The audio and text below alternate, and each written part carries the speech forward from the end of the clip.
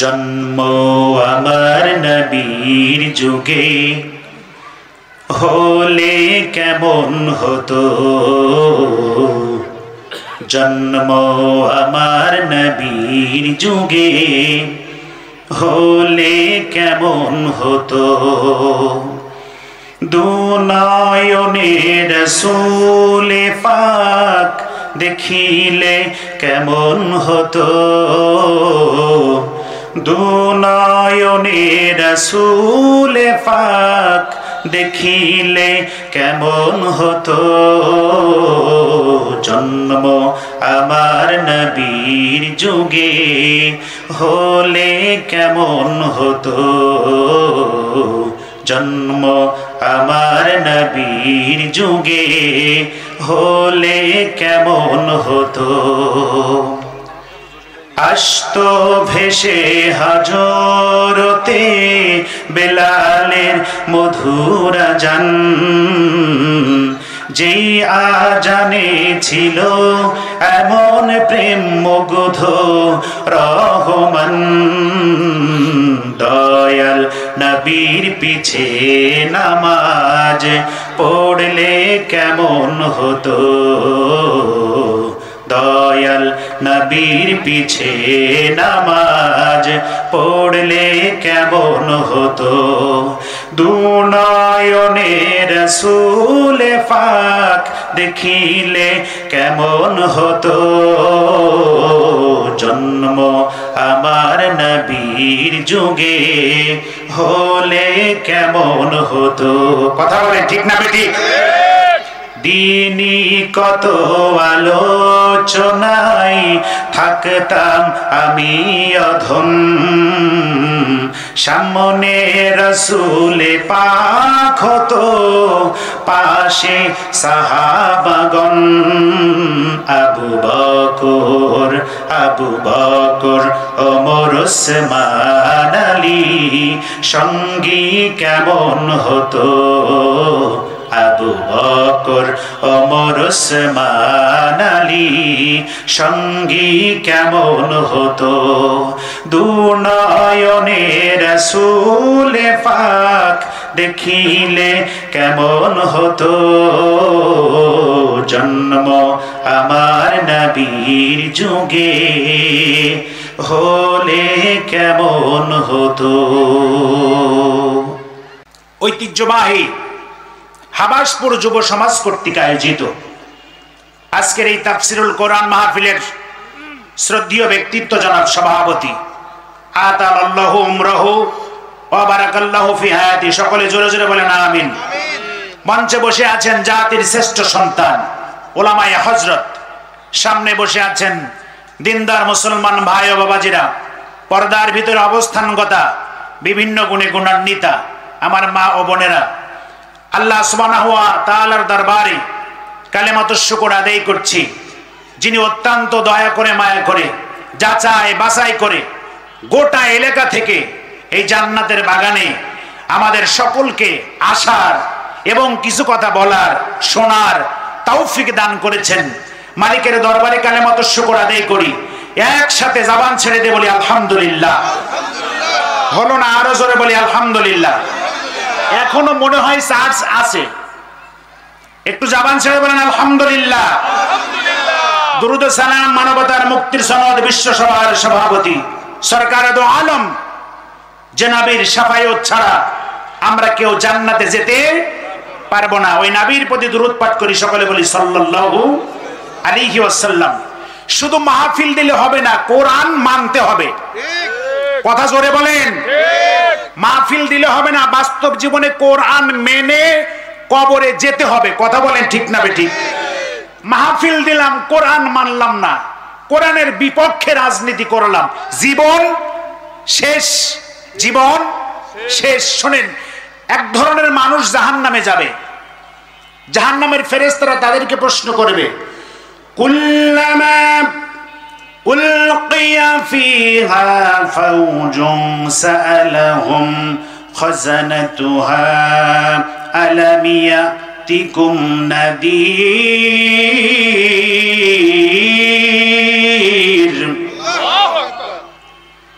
তোমরা জাহান্নামে আসলে কেন?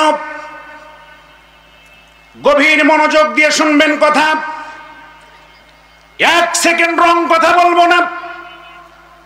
জাহান্নামে এসেছো কেন? কোন নবীর উম্মত তোমরা?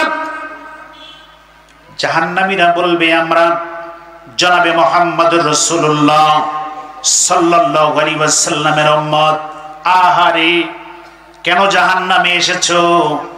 রহমতি নবী, বরকতি নবী, যে নবীর চেহারা দেখলে জাহান্নাম হারাম হয়ে যায়। জোরে জোরে বলেন সুবহানাল্লাহ। যেই নবীকে গাছপালা সেজদা করে সালাম করে, কেন জাহান্নামে আসলাম? কি কারণে জাহান্নামে আসলাম? তোমার কাছে কি আলেম ওলামা যায় নাই? তুমি কি কোরআন পড়ো নাই? জাহান্নামে কেন এসেছো? জাহান্নামীরা বলবে ক্বালু বালা ক্বাদ জাআনা নাযীর।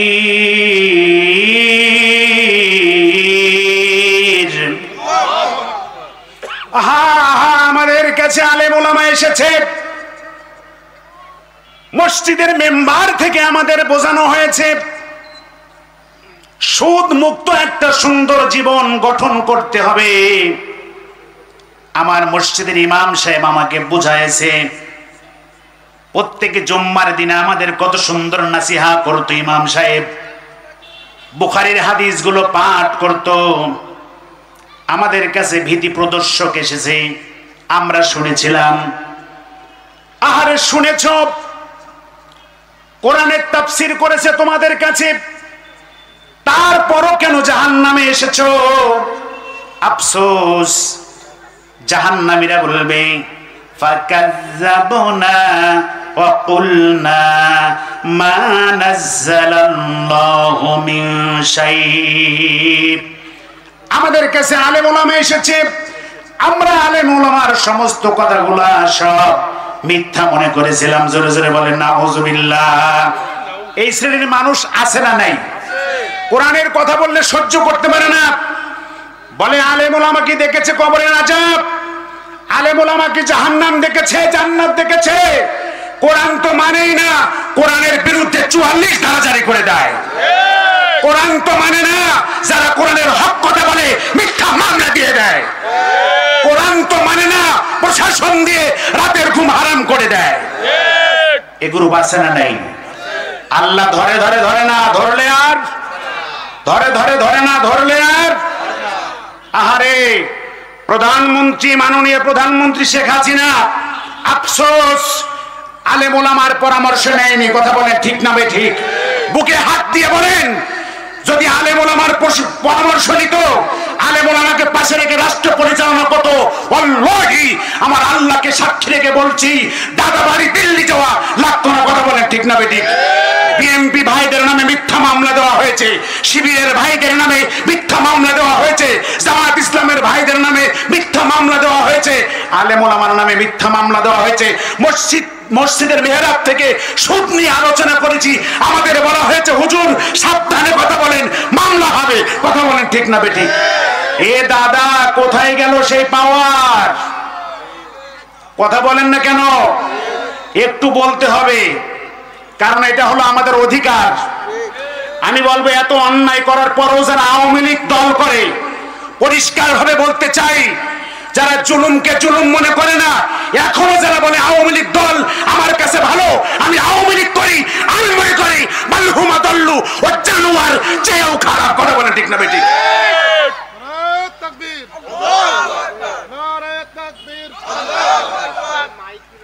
কথা ঠিক কিনা বলে? আমার ভাইয়েরা, কোরআনের মাহফিল দিলে হবে না, বাস্তব জীবনে আমল করতে হবে। জাহান্নামীরা বলবে ফাকাযযাবনা ওয়া কুলনা মা নাযালাল্লাহু মিন শাই। আলেম ওলামার কথাগুলো সব মিথ্যা মনে করেছিলাম। وقالوا لو كنا نسمع أو نعقل ما كنا في أصحاب السعير। আফসোস করবে আর বুকে হাত দিবে, মাথায় হাত দিবে, আর বলবে আহারে জীবনে কি ভুল করেছি। ওই তো হাবাসপুর গ্রামে তাফসীর মাহফিল দিয়েছিল, যদি কোরআন হাদিসের কথা শুনে বাস্তব জীবনে আমল করতাম, আহারে কি ভুল করেছি আলেম ওলামার নামে মিথ্যা মামলা দিয়ে, আহারে কি ভুল করেছি কোরআনের বিরুদ্ধে রাজনীতি করে, কি ভুল করেছি। যদি আমরা বাস্তব জীবনে কোরআন পড়ে আমল করে কবরে আসতাম, আজকে আমাদের জাহান্নামে যাওয়া লাগতো না। আমার ভাইরা, আমি আপনাদের কাছে প্রশ্ন করি, বলুন তো মরার পর যত আফসোস করা হোক না কেন, কোন আফসোস আর কাজে আসবে? আরো জোরে বলেন, কাজে আসবে? এক জাররা পরিমাণ কাজে আসবে না। কাজে আজকে যারা মাহফিল দিয়েছেন, আমি হাতে পায়ে ধরে বলবো, ভাই যারা 5 ওয়াক্ত নামাজ কাজা করেন, নামাজ পড়েন না, ভাই আজ থেকে নামাজটা পড়েন, তাহলে আপনার মাহফিলটা সফল। কথা বলেন ঠিক না বেঠিক? যারা সুদের সাথে জড়িত আছেন, সুদ খান, আজ থেকে ইখলাসের সাথে তাওবা করেন, জীবনে আর সুদ খাবো না, তাহলে এই লক্ষ লক্ষ টাকা খরচ করা সফল হয়ে যাবে। কথা বলেন ঠিক না বেঠিক? আমার ভাইয়েরা, আমি সূরা মুদ্দাসসিরের কয়েকটা আয়াতে কারিমা আপনাদের সম্মুখে তেলাওয়াত করেছি।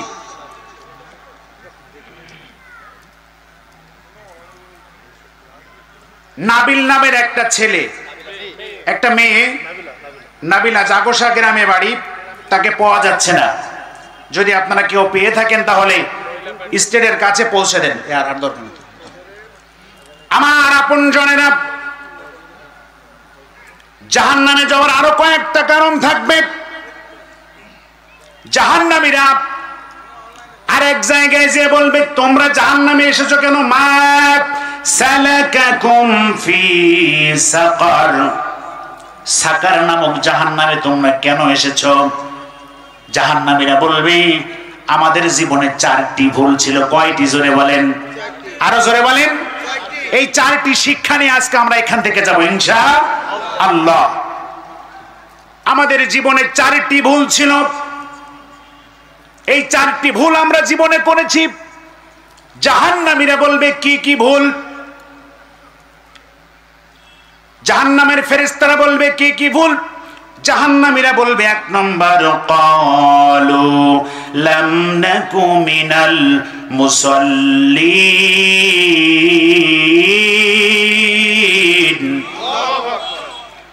1 নম্বর ভুল জীবনে করেছি, আহারে নিজেকে মুসলমান বলে পরিচয় দিতাম,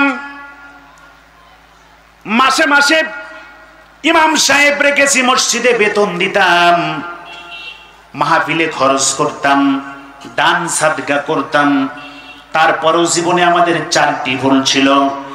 1 নাম্বার ভুল হলো আমরা মুসল্লি ছিলাম না, তার মানে নামাজি ছিলাম না। আমার ভাইরা, আমার মনে হয় কত ভালো হতো বেনামাজি মারা গেলে যদি জানাজা না হতো। কথা বলে ঠিক না বেঠিক? কত ভালো হতো বেনামাজির সাথে যদি মেয়ে বিবাহ না দেওয়া হতো, কত ভালো হতো। বেনামাজি মারা গেলে ইমাম সাহেব, সমাজের মানুষেরা যদি গোসল না দিত। কথা বলেন ঠিক না বেঠিক? সেটাই ভালো ছিল। মানুষ শিক্ষা নিত। আর নিজেকে মুসলমান বলে দাবি করি, অথচ 5 ওয়াক্ত নামাজ আল্লাহ সুবহানাহু ওয়া তাআলা আমার আপনার জন্য ফরজ আইন করেছেন, বাধ্যতামূলক। বাধ্যতামূলক। দাঁড়িয়ে নামাজ না পড়তে পারলে বসে পড়তে হবে, বসে পড়তে না পারলে শুয়ে নামাজ পড়তে হবে, শুয়ে নামাজ পড়ার যদি সমস্যা হয় এশারাই নামাজ পড়তে হবে, তাও বাধ্যতামূলক। নামাজ বাধ্যতামূলক। কারণ আল্লাহ রাসূল সাল্লাল্লাহু আলাইহি ওয়াসাল্লাম বলেছেন, আল আহাদুল্লাযী বাইনানা ওয়া বাইনাহুমুস সালাতু ফামান তারাকাহা ফাকাদ কাফার। আমার ভিতরে আর তাদের ভিতরে, তার মানে মুমিনের ভিতরে আর কাফেরের ভিতরে পার্থক্য হলো কি? আরো জোরে বলেন। নামাজ বাইনাল আবদি ওয়া বাইনাল কুফরি তারকুস সালাহ। যে নামাজ পড়ে সে মুমিন থাকে, আর যে নামাজ পড়ে না সে বেদিন কাফের হয়ে যায়। কথা বলেন ঠিক না বেঠিক? তাহলে জাহান্নামীরা বলবে, 1 নম্বর আমরা মসজিদের মুসল্লি ছিলাম না, নামাজি ছিলাম না। জাহান্নামীর ফেরেশতা আবার জিজ্ঞাসা করবে 2 নাম্বার ভুল তোমাদের কি ছিল? জাহান্নামীরা বলবে ওয়ালাম নাকুনু তুইমুল মিসকিন।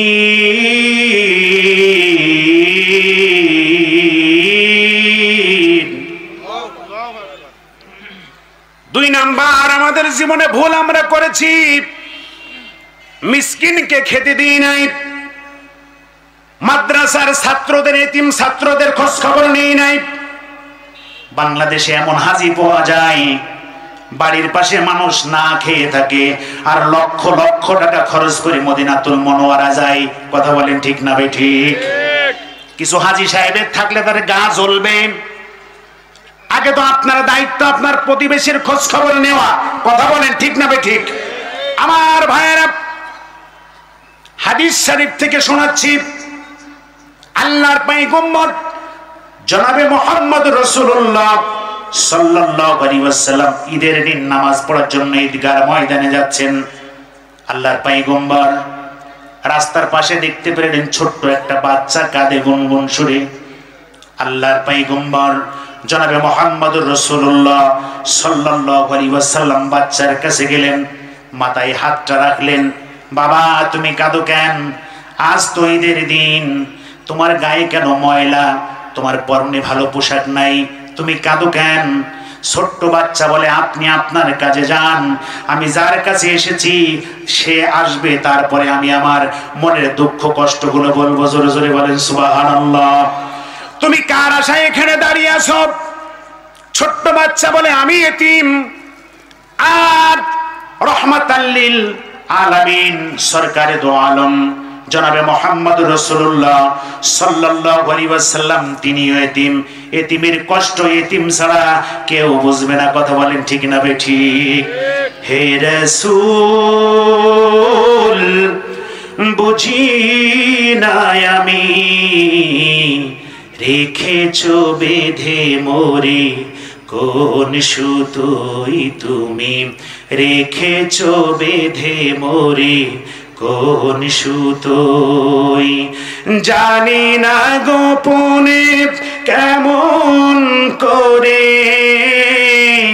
জানি না গোপনে কেমন করে হৃদয় গড়েছো প্রেমের বলই।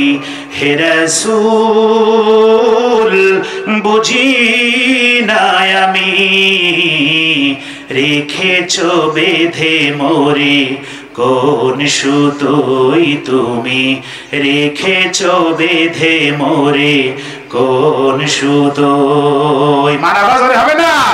একটু জিকির করেন লা ইলাহা ইল্লাল্লাহ। জোরে লা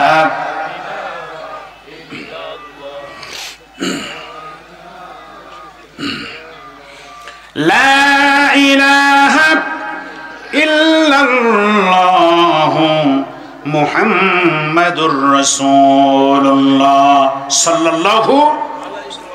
তাহলে 1 নাম্বার ভুল নামাজি ছিলাম না, 2 নাম্বার ভুল মিসকিনকে খেতে দিতাম না, 3 নাম্বার জাহান্নামীরা স্বীকার করবে ওয়া কুন্না নাখুদু মাআল খাইদিন।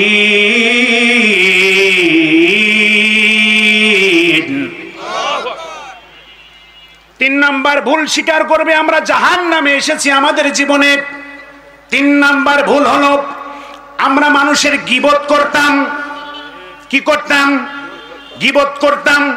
রাগ করবেন না, আজ শুধুমাত্র আমার মনে হয় বাংলাদেশের জমিনে এই সমস্যা। আমি একটু লম্বা টুপি মাথায় দিই বলে আর একজন 5 কুলি মাথায় দেয়, সে আমাকে সহ্য করতে পারে না। কথা বলেন ঠিক না ভাই ঠিক?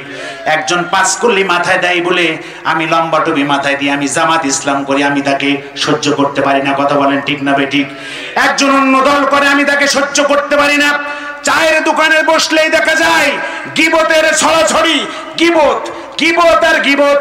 আল্লাহর পয়গম্বর বিশ্বনবী সাল্লাল্লাহু আলাইহি ওয়াসাল্লাম বলেছেন, ক্বালান নবী সাল্লাল্লাহু আলাইহি ওয়াসাল্লাম আল গীবাতু আশাদ্দু মিনাল জিনা। ও আমার উম্মতেরা তোমরা শোনো, একটা ছেলে একটা মেয়ে যখন অবৈধ সম্পর্ক করে, তোমরা মনে করেছো সমাজে মনে হয় এই কাজটাই সবচেয়ে জঘন্যতম, আমরা মনে করি, কথা বলেন। অথচ আল্লাহর নবী বলেন না না না, এর চেয়ে জঘন্যতম গুনাহ হলো আল গীবাতু আশাদ্দু মিনাল জিনা। যারা একজন মুসলমান আর একজন মুসলমান ভাইরে যারা গীবত করে, ও আমার সাহাবীরা, আমার উম্মতেরা, তোমরা শুনে নাও, একটা ছেলে মেয়ে অবৈধ সম্পর্ক করলো, তার চেয়ে জঘন্যতম গুনাহ হলো গীবত করা। কথা বলেন ঠিক না বেঠিক? এই গীবত আমাদের পরিত্যাগ করতে হবে। তাহলে জাহান্নামের ফেরেশতারা এবার বলবে তোমাদের জীবনের 4 নাম্বার ভুল ছিল কি? জাহান্নামীরা বলবে ওয়া কুন্না নুকাযযিবু বিয়াউমিদ্দিন।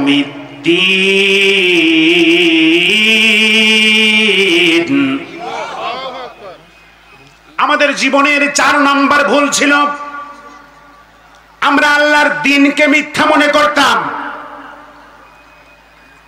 কিয়ামতকে মিথ্যা মনে করতাম। আল্লাহর জমিনে আল্লাহর দ্বীন কায়েম করতে হবে, এই আন্দোলন করা ফরজে আইন। আপনি চরমনা করেন, বাধ্যতামূলক আপনাকে দ্বীন কায়েমের কাজ করতে হবে। আপনি যে দলই করেন না কেন, আপনার দ্বীন কায়েমের আন্দোলন করতে হবে, এটা কিন্তু ফরজ। এ হুকুম কার? জোরে বলেন। আকিমুস সালাহ ওয়া আকিমুদ্দিন। আল্লাহর জমিনে আল্লাহর দ্বীন কায়েম করতে হবে, এ হুকুম কার? জোরে বলেন। আসমানটা কার? জোরে বলেন। এত সুন্দর করে আসমানকে সাজিয়েছেন, জোরে বলেন। এই জমিনটা কার? জোরে বলেন। আমার আপনার হায়াতের মালিককে, জোরে বলেন। আমার আপনার মউতের মালিককে, জোরে বলেন। আল্লাহর জমিন, আল্লাহর আকাশ, আল্লাহর বাতাস, হায়াতের মালিক আল্লাহ। তাহলে সব কিছু আল্লাহর। আল্লাহর জমিনে আল্লাহর আইন মানতে হবে, এই ছাড়া নাজাত পাওয়ার বিকল্প আর কোনো রাস্তা নাই। পরিষ্কার চূড়ান্ত সিদ্ধান্ত, যে দলই করেন না কেন কোরআনের সংস্পর্শে আসতে হবে। এ আমার যুবক ভাই, আমার দাড়ি বেঁকা মুরব্বীরা, বুকে হাত দিয়ে বলেন তো, কবরে যাওয়া লাগবে কি লাগবে না? আরো জোরে বলেন, কবরে যাওয়া লাগবে কি লাগবে না?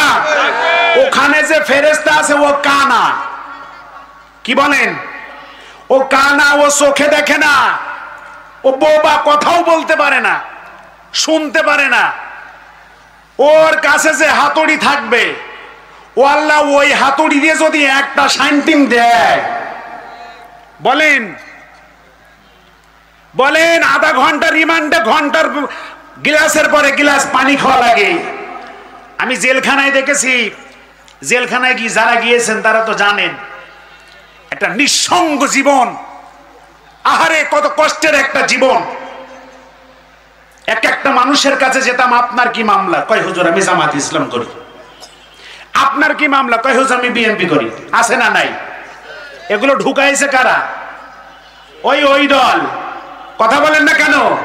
বুবু গো ও তুমি কেমন নৌকার মাঝি, তোমার নৌকার খবর নিলা না। কথা বলেন। আহা, আমার কোরআনের পাখি আল্লামা সাঈদী সাহেব বলেছিলেন, একেবারে হাসিনাকে টার্গেট করে, ও বাবু এমন একটা সময় তোমার আসবে, বাংলার জমিন থেকে তুমি পালাবে। বাংলার জমিনে পালাবার জন্য ছোট্ট একটা 1 ইঞ্চি 1 জাররা পরিমাণ ইঁদুরের গর্ত পাবে না। কথা বলেন না কেন? সাঈদী, কোরআনের পাখি আল্লামা দেলোয়ার হোসেন সাঈদী সাহেব বলেছিলেন, আমরা বিড়ালের মতো হাজার হাজার বছর বাঁচতে চাই না, সিংহের মতো 45 মিনিট বাঁচতে চাই। কথা বলেন না কেন? আর 45 মিনিট যদি থাকতো বুবু,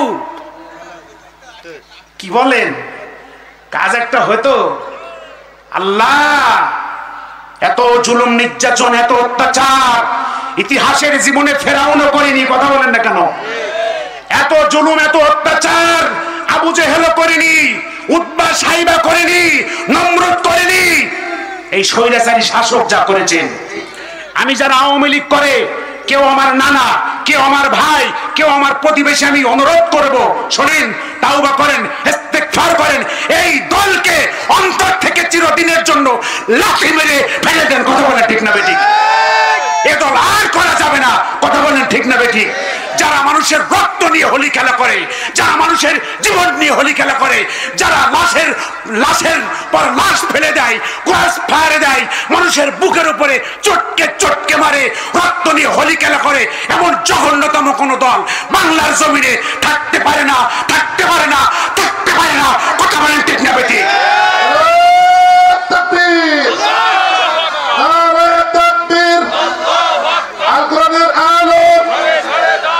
সংসদে জালো আমার নেতা, তোমার নেতা।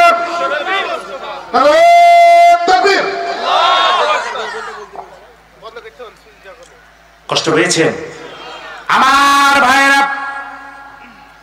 তাহলে কোরআন না মানলে সরাসরি জাহান্নামে যেতে হবে। বক্তব্য কার? জোরে বলেন। এ বক্তব্য আমার, এ বক্তব্য সাইদি সাহেবের, এ বক্তব্য মামুনুল হকের, এ বক্তব্য মাযহারি সাহেবের, এ বক্তব্য মসজিদের ইমাম সাহেবের। এই বক্তব্য কার? জোরে বলেন। কোরআন না মানলে কোথায় যেতে হবে? আর জাহান্নাম ছাড়া বিকল্প কোনো রাস্তা নাই। কথা বলেন না কেন আমার ভাইয়েরা?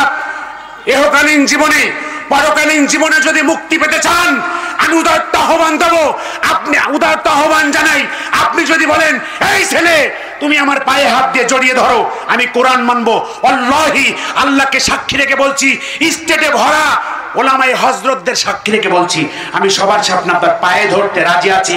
তবুও বলবো সব কিছু বাদ দেন, কোরআন মেনে নেন।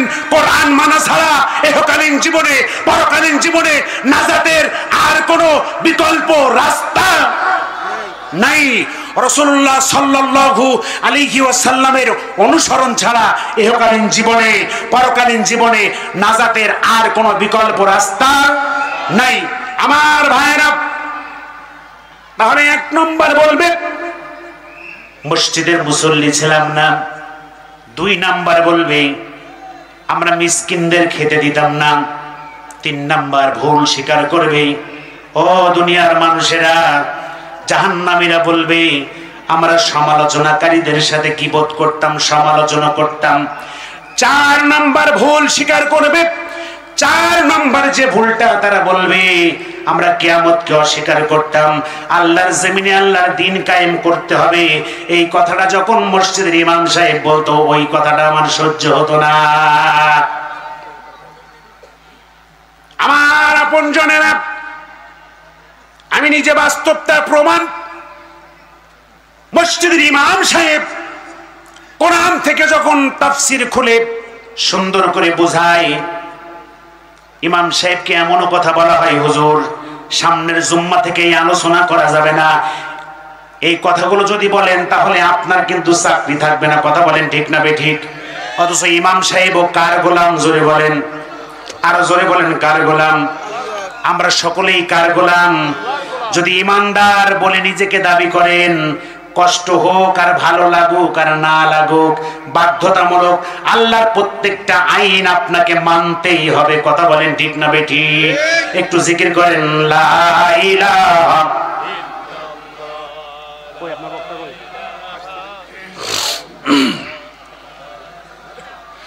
ইল্লাল্লাহ।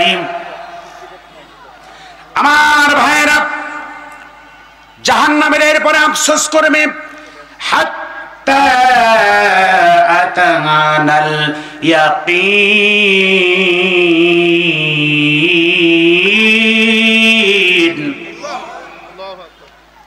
আমরা নামাজ পড়িনি, মিসকিনকে খাওয়াইনি, গীবতকারীদের সাথে গীবত করেছি, সমালোচনা করেছি, মৃত্যু আসার আগ পর্যন্ত এই কাজগুলো আমরা করেছি।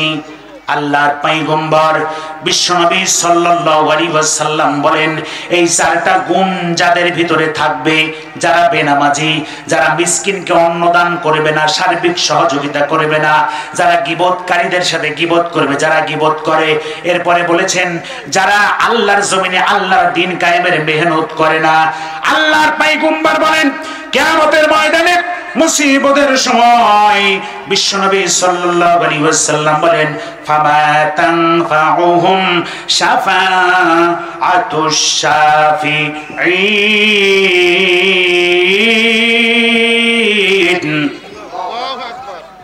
আল্লাহর নবী নবী বলেন, আমার মতো দয়ালু নবী, আমার মতো বরকতি নবী কিয়ামতের ময়দানে কোন নবী আল্লাহর সামনে কথা বলার সাহস পাবে না। আমার যুবক ভাইরা,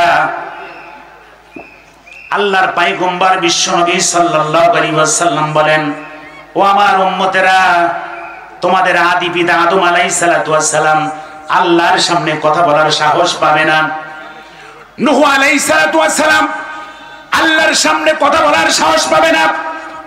মূসা আলাইহিস সালাতু ওয়াস সালাম আল্লাহর সামনে কথা বলার সাহস পাবে না। আমার উম্মতেরা, ও আমার উম্মতেরা, সকলে এক জায়গায় হয়ে আমি বিশ্বনবী সাল্লাল্লাহু আলাইহি ওয়াসাল্লামের কাছে ছুটে আসবে। একটু সুবহানাল্লাহ জোরে বলেন, আরো জোরে বলেন সুবহানাল্লাহ। আমার আপনজনেরা, সরকারে দো আলম বিশ্বনবীর কাছে হযরত আদম আলাইহিস সালাতু ওয়াস সালাম আসবেন, হযরত নূহ আলাইহিস সালাতু ওয়াস সালাম আসবেন, সকল নবী এক জায়গায় হবেন।